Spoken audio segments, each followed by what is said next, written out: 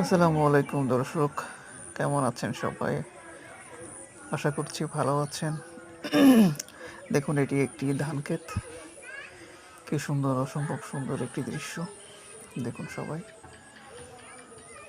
আমার দেখতে খুবই ভালো লাগে। আমি আসলে লোভ সামলাতে পারি নাই, সেই জন্য ভিডিওটি করা।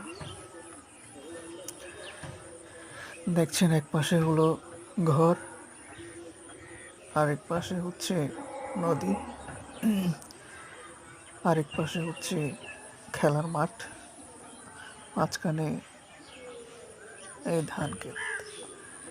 অনেক সুন্দর একটি ধানক্ষেত, বিশাল জমি,